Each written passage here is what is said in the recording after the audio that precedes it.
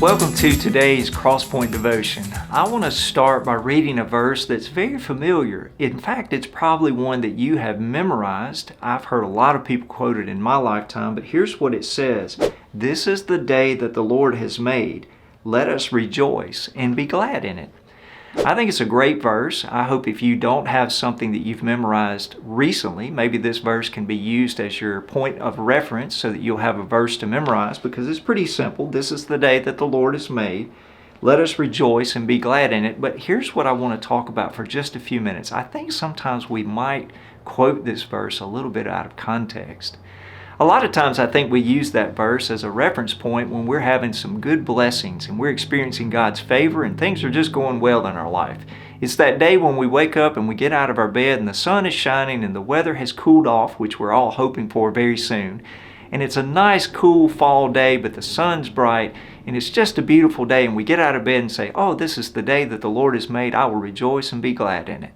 Or maybe you got a check in the mail that you weren't expecting. Maybe you overpaid just a little bit to the IRS, and out of the blue you get that refund check from the IRS and you realize, oh, I've got an extra $100. I've got an extra $500.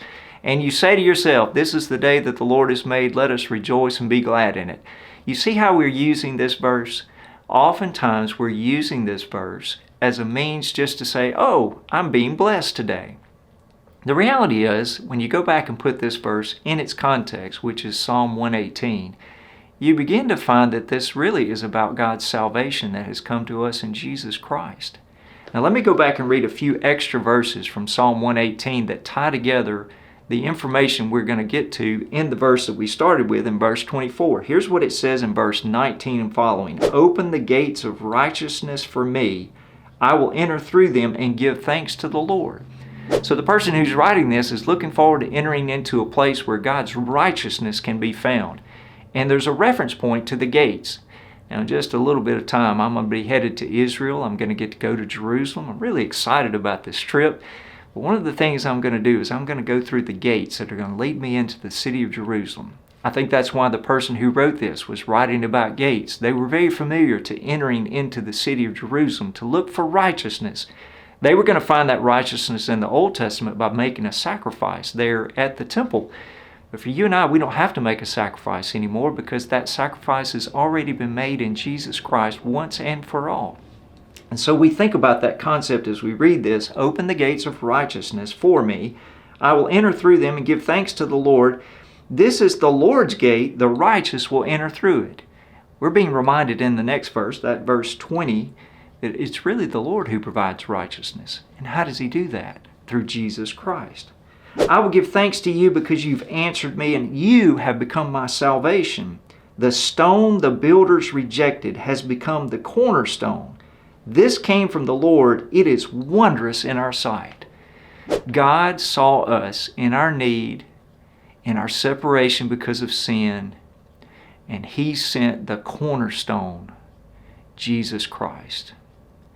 And He died voluntarily in Jerusalem on the hill called Golgotha, was buried in a borrowed tomb, and rose on the third day to become our salvation. And when we put our faith in Him, that's where we gain our righteousness. It is something the Lord and the Lord alone has done. He has provided the gate of righteousness, and it comes by putting faith in Jesus.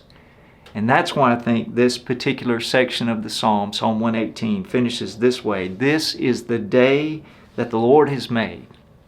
It's a day of salvation. Not anything that we've done, but completely everything God has done through Jesus. This is the day that the Lord has made. Let us rejoice and be glad in it. God saved us. He provided a pathway.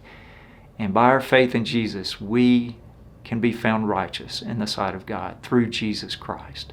That's why we can rejoice every day when we get out of our bed. It doesn't matter if the sun is shining or whether it's raining. It doesn't matter if it's the hottest day that we've ever experienced or a cool fall day. It doesn't matter whether we get that check in the mail or we get a bill.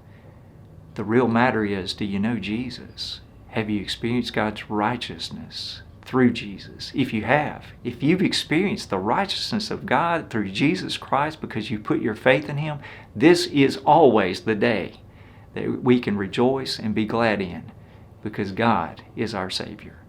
Well, I hope that'll encourage you to think about today, regardless of what you're going through. It's a day worth rejoicing. You can be glad and be secure in it because of Jesus. I hope you have a great day and hope you'll come back and join us for the next Crosspoint Devotion.